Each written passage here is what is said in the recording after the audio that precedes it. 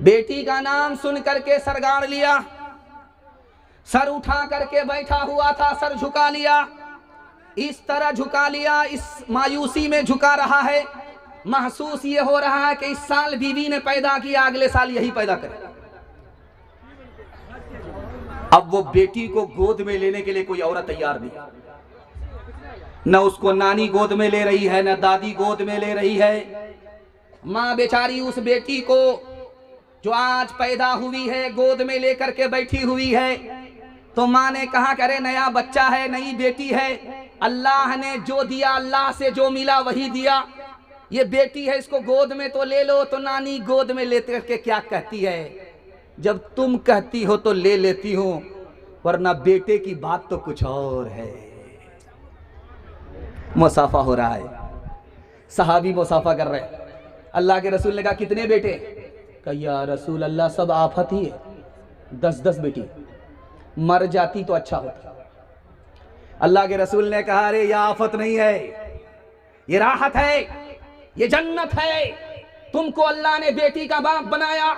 अरे दुनिया तो किसी तरह कट जाएगी, लेकिन कल गाड़ी जब फंसेगी जन्नत में जाने के लिए, तो इसी बेटी के सहारे अल्लाह तुमको जन्नत में पहुंचा देगा।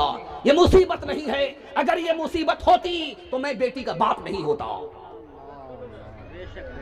मुसाफा हो रहा है बाप से, एक दोस्त से दूसरे दोस्त का। पूछा क्या हाल है? का क्या हाल पूछते हो? जब मेरी बेटी छोटी थी तो चैन से सोता था, अब जब बेटी जवान है तो आंख से नींद उड़ गई है।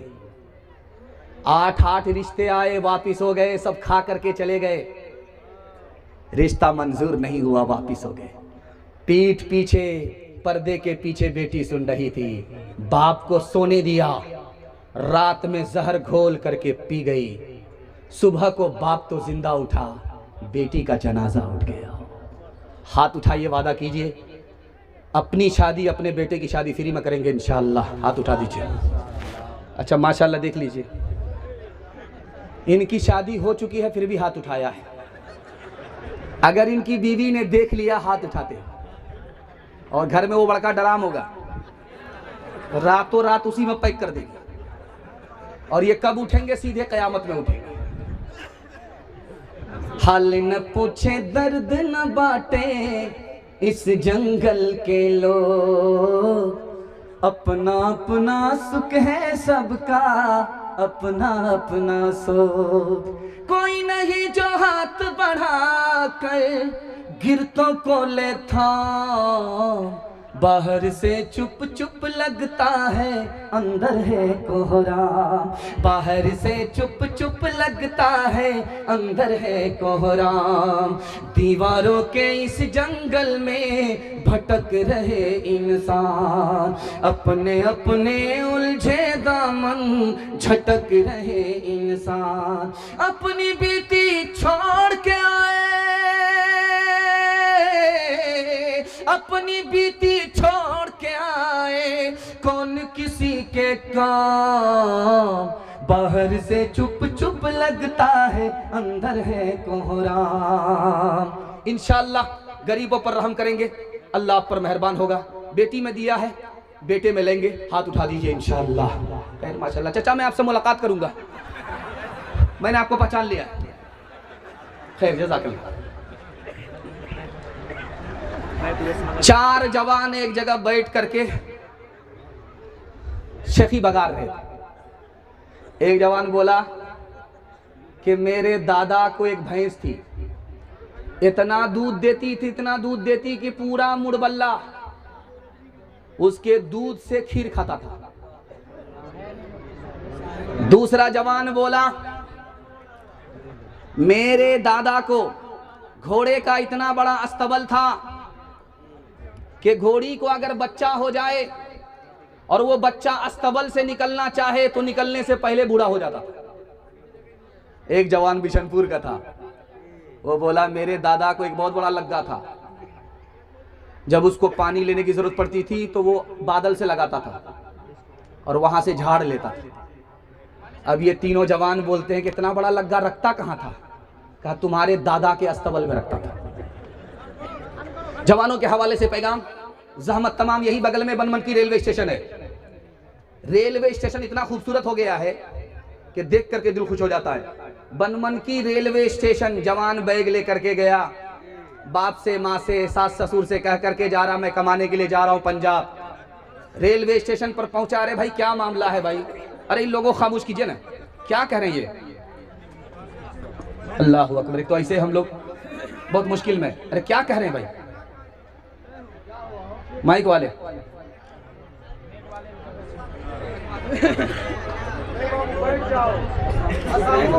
हाँ आप लोग बैठ जाओ, कुछ किसी। तो बैग लेकर के गया वो पंजाब, बनमनकी रेलवे स्टेशन गया, वहां से वापस आया। बाप ने कहा, रे पंजाब जा रहे थे कमाने के लिए, बैग लेकर के गए 4 महीने के लिए, तुमको मैंने कहां से पैसा ऊपर करके दिया और तुम ये कह करके जा रहे हो मैं पंजाब जा रहा हूं कमाने के लिए, बनमनकी से क्यों वापिस आ गए? तो बोलता है, मैंने बनमनकी में एक परिंदा को देखा, आंख से अंधा था, उसको आंख वाला परिंदा रोजी खिला रहा था, मैं समझ गया जब परिंदे को रिस्क मिल रहा है तो मैं कहे के लिए पंजाब जाऊं। तो बाप ने कहा कि अरे अकल का नाखून लो, तुमने माजूर परिंदे को देखा लेकिन मुख्तार परिंदे को नहीं देखा, अंधे परिंदे को तुमने देखा लेकिन आंख वाले परिंदे को नहीं देखा। अरे जो अंधा परिंदा था वो दूसरे की खैरात खा रहा था, जो आंख वाला परिंदा था वो खुद कमा रहा था, दूसरे को खिला रहा था। तुम ऐसे बनो कि खुद भी कमाओ, दूसरे को खिलाओ, ईमान बचाओ, खानदान बचाओ। बूढ़ा होकर के पौधा लगा रहा है खेत में, बादशाह का गुजर हुआ, बादशाह का गुजर हुआ, बंद कर दीजिए।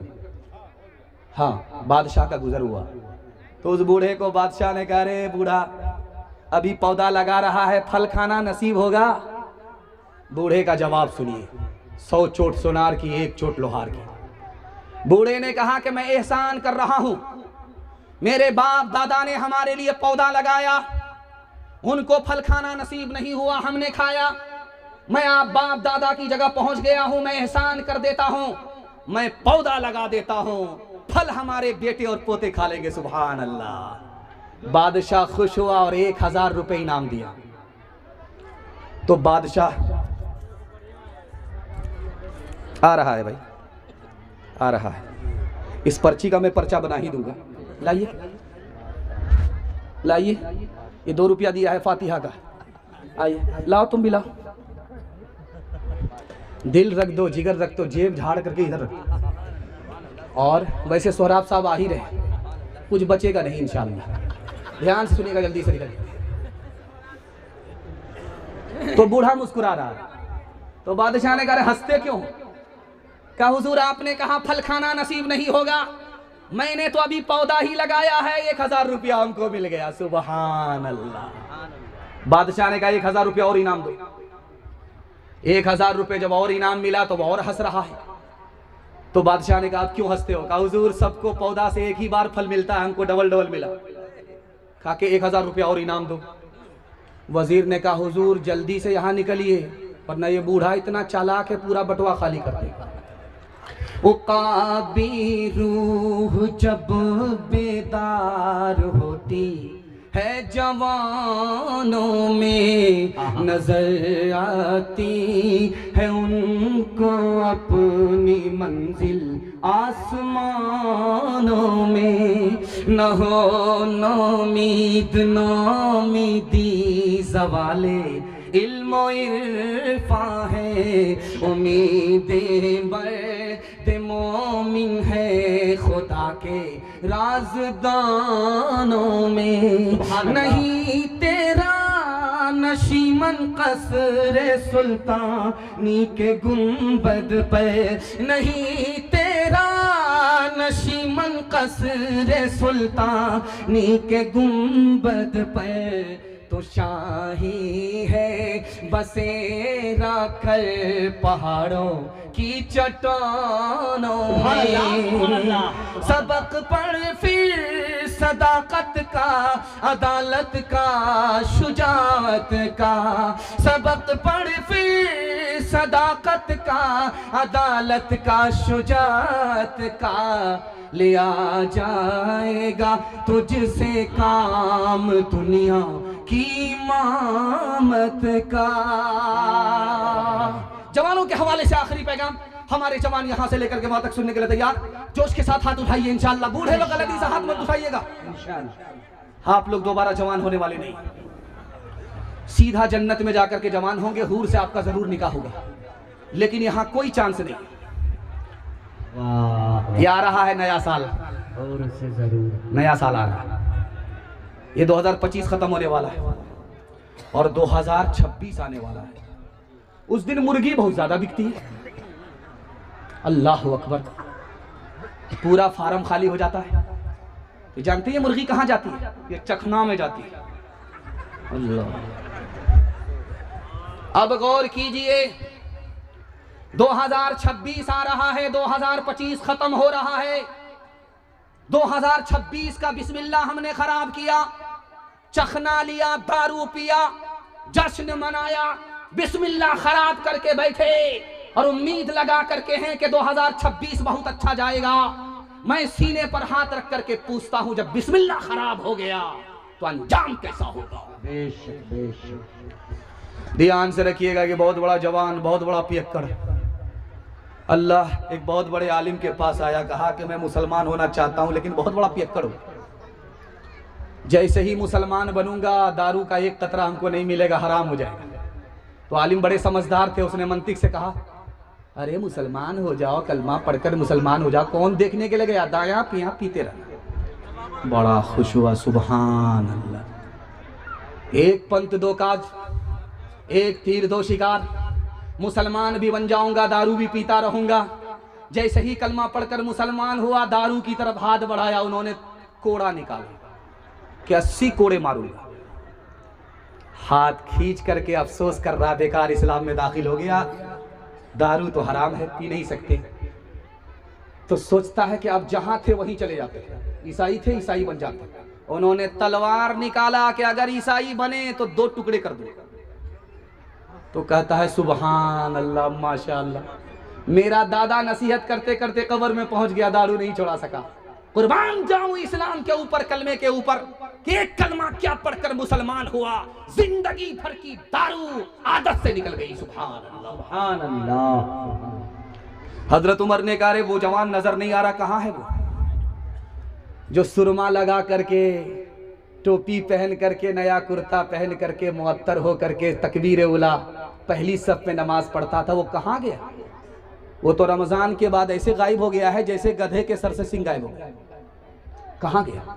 कहा हुजूर बहुत बड़ा पियक्कड़ था, रमजान भर छोड़ दिया था, रमजान के बाद फिर पीना शुरू कर दिया। तो हजरत उमर ने कहा, अरे पर्ची लाओ, कलम लाओ, उसमें सिर्फ 2 जुमले लिखे, माफ करने वाला भी खुदा है, पकड़ने वाला भी खुदा है। 2 जुमले लिख करके भेजा के जाओ, शराबी के हाथ में दे दो। वो नशे के अंदर था, जैसे ही वो पर्चा मिला उसने खोल करके देखा कि हजरत उमर का फरमान है, पकड़ने वाला भी वही है, माफ करने वाला भी वही है। नशा टूट गया, ताइब हो करके हमेशा शराब को अपनी जिंदगी से निकाला। हजरत उमर ने कहा, किसी का बेटा अगर दारू पीता है, किसी का भाई दारू पीता है, मायूस होने की जरूरत नहीं है, खुदा से दुआ करो, दिल की दुनिया अल्लाह बदल देगा।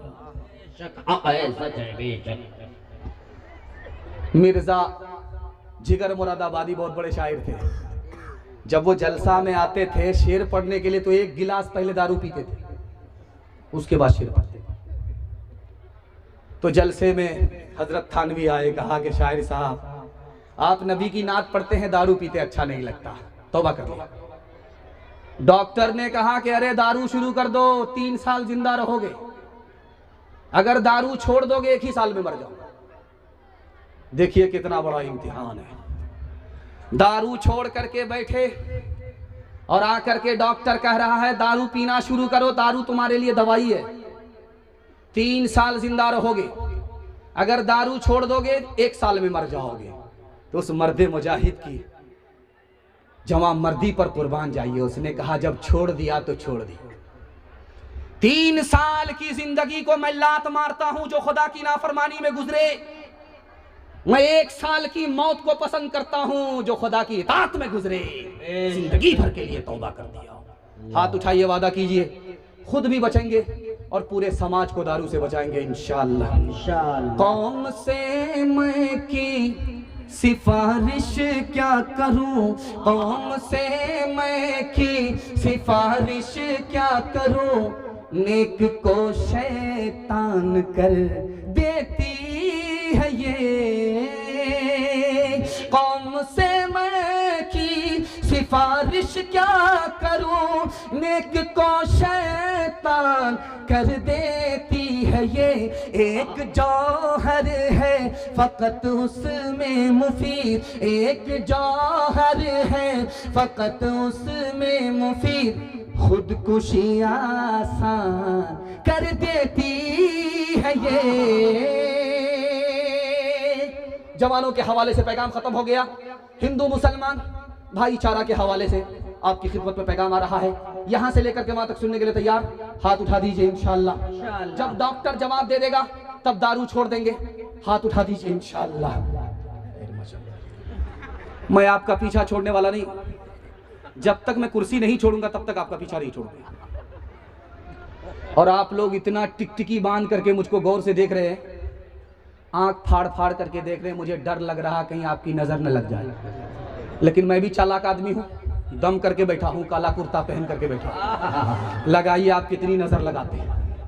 हिंदू मुसलमान भाईचारा के हवाले से आखिरी पैगाम मर्दों के हवाले से आपकी खिदमत में रखता हूं। 3 पैगाम औरतों के हवाले से आपकी खिदमत में आ रहा है। मेरे हिस्से का जलसा खत्म होने जा रहा है। दुआ करता हूं अल्लाह इस जलसे को जमीन से लेकर के आसमान तक कबूल फरमाए, हमारे मुल्क को अमन का गहवारा बनाए, मुल्क को अल्लाह माजी की तरफ बढ़ाकर रोशन मुस्तकबिल का ख्वाब अता फरमाए।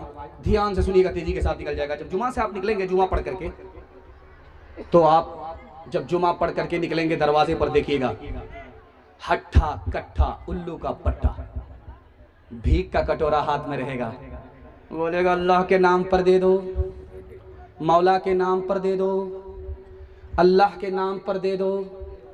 एक आदमी बोला कि हट्ठा कट्ठा हो, जवान हो, भीख मांगते हो, शर्म नहीं आती? बोलता किस बात की शर्म? मेरा दादा नेशनल फकीर था, मेरा बाप इंटरनेशनल फकीर है, खानदानी पेशा। तो अब हैरत की बात है, देखिए जो उसको खैरात करने के लिए आ रहा था, भीख देने के लिए आ रहा था, वो सरगाड़ करके आ रहा है। उसने जो भीख दिया तो सरगाड़ करके दिया। उस आदमी ने हाथ पकड़ करके कहा कि भाई साहब तुम तो शरीफ आदमी हो, भीख देने वाले हो, बेशरम तो मैं हूं कि सर भी उठा रहा हूं और कटोरा भी उछाल करके भीख मांग रहा हूं। बेशरम तो मैं हूं, तुम तो शरीफ आदमी हो, तुम सर गाड़ करके सर झुका करके भीख क्यों दे रहे हो? उसने कितनी प्यारी बात कही, आपके दिल तक पहुंचा रहा हो। उसने कहा यार भीख का कटोरा तो आज तुम्हारे हाथ में अल्लाह ने पकड़ाया है, और तुम्हारे वास्ते अल्लाह ने मेरी जेब में कल ही पैसा दे दिया। मेरा रास्ता धमदाहा की तरफ निकल रहा था, उसने बनमनकी की तरफ भेज दिया।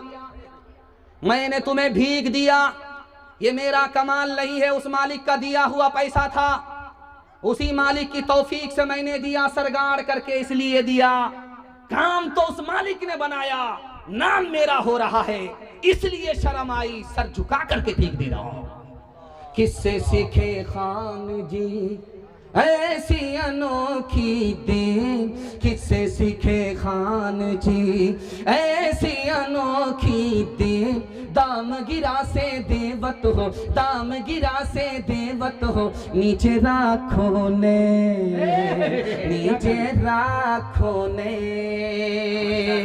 देने वाला देवत, देवत है दिन रैन, लोग भरम मुझ पर करे, लोग भरम मुझ पर करे, यहाँ से नीचे ने, यहाँ से नीचे ने। माशाल्लाह आप लोगों की तवज्जो बढ़ रही है और हमारे हिस्से का जलसा दायां बायां हो रहा है। हम आपको जहर खिला करके ही मार देंगे, आप हमारी तरफ तवज्जो कीजिए। हिंदू मुसलमान का जलसा था, एक तरफ हिंदू बैठे थे, एक तरफ मुसलमान बैठे थे। महात्मा गांधी जी आए, माइक पकड़ करके कहा कि इधर कौन है भाई? तो इधर के लोगों ने कहा मैं हिंदू हूं। इधर के लोगों से पूछा कि तुम कौन हो? कहा कि मुसलमान।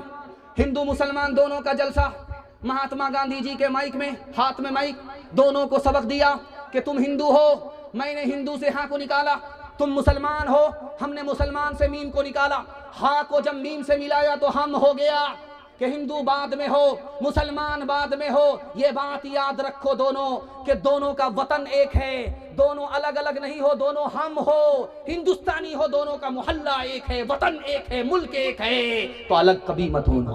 बेशक, नारे तकबीर, मुल्क भारत जिंदाबाद। ये उत्तर प्रदेश में अभी तनवीर ज़की साहब उत्तर प्रदेश का हवाला दे रहे थे। मुझे डर लगा कहीं ये दूसरी शादी वहीं तो जाकर के नहीं करेगा, लेकिन इससे पहले इनकी बीवी इनको ऊपर पहुंचा दी। तो वो एक जगह है, वहां पर एक जिला, उसका नाम है संत कबीर नगर। संत कबीर नगर एक जिला है, जानते हैं किसके नाम से है? सूफी संत कबीर दास के नाम से। सूफी संत कबीर दास जलसे में आए, एक तरफ हिंदू बैठे थे, दूसरी तरफ मुसलमान बैठे थे एक ही जलसे में। तो इधर से वालों से कहा तुम कौन हो? कहा कि हिंदू। इधर वाले से कहा तुम कौन हो? कहा मुसलमान। का खड़े हो जाओ। हिंदू से कहा तुम भी खड़े हो जाओ, मुसलमान से कहा तुम भी खड़े हो जाओ। हिंदू से कहा तुम सर पर हाथ रखो, मुसलमान से कहा तुम सीने पर हाथ रखो। मेरे सवाल का जवाब दो, एक लाइन का सवाल है, एक लाइन में जवाब दो। ये बताओ कि तुम हिंदू हो, तुम मुसलमान हो, तुम्हारा इस पर ईमान है कि नहीं ये दुनिया जाने वाली है?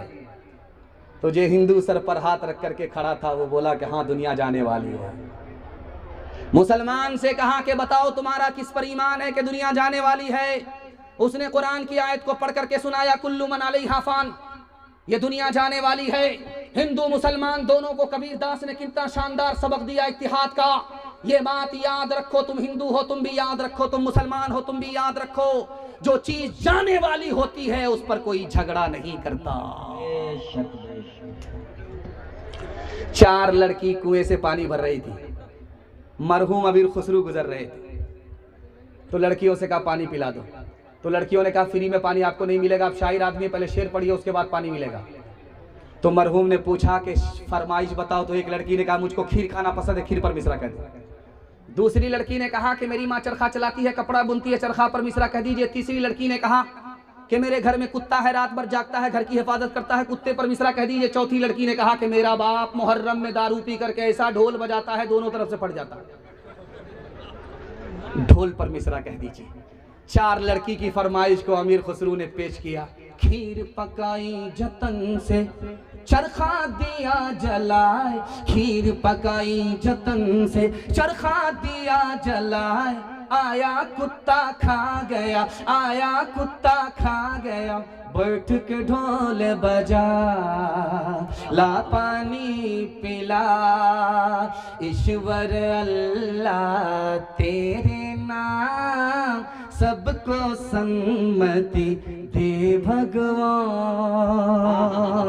इस धरती पे बसने वाले सब हैं तेरी गोद के पाले, सब हैं तेरी गोद के पाले, कोई नीच न कोई महान, ईश्वर अल्लाह तेरे नाम। जन्म का कोई मोल नहीं है, जन्म मनुष्य का तौल नहीं है, जन्म मनुष्य का तौल नहीं है, करम से है सब की पहचान, ईश्वर अल्लाह तेरे नाम। पैगाम खत्म हो गया। औरतों के हवाले से पहला पैगाम आपकी खिदमत पर रखता हूँ, यहाँ से लेकर के वहाँ तक आप लोग सुनने के लिए तैयार हैं? हाथ उठाइए, वादा कीजिए इंशाअल्लाह बहन से ज्यादा साली पर मेहरबान होंगे। इस बार मैंने चालाकी किया है, मैं दूसरा सवाल बाईपास पूछता था, इस बार मैंने पहला ही सवाल पूछा है। देख रहा था कि आप लोग कहाँ हैं। ध्यान से रखिएगा। एक किताब है, उसका नाम है बरहमा पुराण। उस किताब में लिखा है कि कयामत को देखना हो तो औरत को देखना। अगर सड़क चलते हुए कोई औरत बाल खोलती है, अगर कोई औरत बाल खोलती है, बाल समेटती है, किसी आवारा के देखने की कोई परवाह नहीं करती है, तो समझ जाओ कयामत आने वाली नहीं है, कयामत आ चुकी है। किसमें लिखा? बरहमा पुराण में लिखा है। एक किताब है, उसका नाम है हरिवंश पुराण, विष्णु पुराण। उसमें लिखा है कि एक जमाना आएगा, औरत अपने हुस्न को बेचेगी, दौलत से निकाह करेगी, गरीब शौहर को छोड़ देगी, लात मारेगी। और जमाना इतना बुरा होने वाला है, 7 और 8 साल की लड़की मां बन जाएगी, 8 और 10 साल का लड़का बाप बन जाएगा। किस किताब में लिखा? हरिवंश पुराण में लिखा, विष्णु पुराण में लिखा। एक किताब है, उसका नाम है महाभारत। उसमें लिखा है कि जब बाप जवान हो, बेटी जवान हो, तो एक जगह ना बैठे। बाप भी जवान, बेटी भी जवान, तीसरा कोई नहीं, तीसरा शैतान। जब भी बाप जवान हो, बेटी जवान हो, तो जवान बेटी के पास तन्हाई में ना बैठे। आपने अखबार में सुना है, महाभारत में कब लिखा है? लिखा कि अगर जवान बेटी के साथ जवान बाप बैठेगा तो उसकी आबरू का लुटेरा कोई और नहीं, उसका बाप ही होगा। आगे देखिए, किताब उसका नाम है ऋग्वेद। उसमें क्या लिखा है? उसमें लिखा कि ब्रह्मा ने औरत को औरत बनाया, तो इसका मतलब है वो सर उठा करके ना चले, सर झुका करके चले। ब्रह्मा ने उसको औरत बनाया है तो वो पांव फैला करके ना बैठे, पांव समेट करके बैठे। ब्रह्मा ने उसको औरत बनाया है तो बारीक कपड़ा ना पहने, मोटा कपड़ा पहने, ताकि चले तो उसके जिस्म का अंदर का हिस्सा बाहर नजर ना आए। किस किताब में लिखा? ऋग्वेद में लिखा। अब आइए, यहां पर एक माला मैंने देखा था, माशाल्लाह माल तो है, माला चला गया है। अच्छा है उधर, अच्छा मेरी अभी जाने की बारी नहीं है, जिसकी बारी होगी उसी के गले में जाएगा वो। तो 14 साल का वनवास काट करके जब राम जी आए, सीता जी आई, तो जलसा हुआ। जलसे में फूल माला लेकर के तनवीर जकी जैसे लोग बैठ गए, लक्ष्मण जी एक तरफ बैठ गए। अब कहा गया माला इधर बढ़ाइए, तो जलसा के लोगों ने कहा, लक्ष्मण जी के हाथ में माला दे करके कहा, ये माला लो, और तुम्हारी जो भाभी सीता जी पर्दे के पीछे बैठी हुई है उसके गले में जाकर के माला पहना करके आओ। जंगल में 14 साल रही, आबरू को बचाया, ईमान को बचाया, आबरू का सौदा नहीं किया। ऐसी औरत के गले में जाकर के माला पहनाओ, सम्मान करो। जब लक्ष्मण जी माला लेकर के निकले तो रास्ते में खड़े हो गए, आगे बढ़ ही नहीं रहे। तो नाजिम ने कहा, अरे क्या हुआ? माला हाथ में, भाभी के गले में डालो। कहा कि मेरी भाभी 4 औरत के साथ बैठी है, मुझे पता ही नहीं कि भाभी कौन है, किसके गले में मैं माला डालूं। अरे 14 साल वनवास में रहे भाभी, और तुम उसके देवर, तुमको ये पता नहीं कि भाभी कौन है? तो उन्होंने कहा, अरे भाभी का हाल तो सुनो पहले। वो पर्दे के अंदर रहती थी, पर्दे से बाहर नहीं निकलती थी। जब वो निकलती थी तो घूंघट डाल देती थी। मैंने उसके पैर को चलते हुए देखा है, चेहरा नहीं देखा, इसलिए मैं पहचानता ही नहीं कि मेरी भाभी कौन है। जिस्म पे लिबास की कमी अजीब लगती है, मुझे अमीर बाप की बेटी गरीब लगती है, जिससे आंचल भी नहीं सर का संभाला जाता, उससे क्या खाक तेरे घर की हिफाजत होगी। कहाँ गई वो सीता मैया और कहाँ है अब मरियम, भारतवर्ष में जिनके चरित्र पे गर्व किया करते थे हम, जो अपनी इतिहास बुला दे, आग लगे उस फैशन में, आग लगे उस फैशन में। हिंदुस्तान का चेहरा देखो सच्चाई के दर्पण में, हिंदुस्तान का चेहरा देखो सच्चाई के दर्पण में। अमन की देवी तड़प रही है गांधी जी के आंगन में, गांधी जी के आंगन में।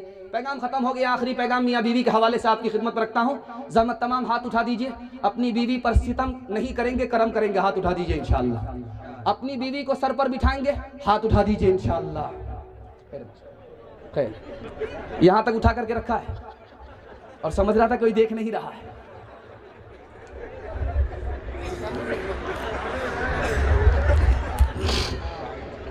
एक आलिम के पास एक आदमी आया, बोला मुझे बीवी से बहुत मोहब्बत है, मैं चाहता हूं कि बीवी हर वक्त सामने बैठी रहे, मैं उसको देखता रहूं।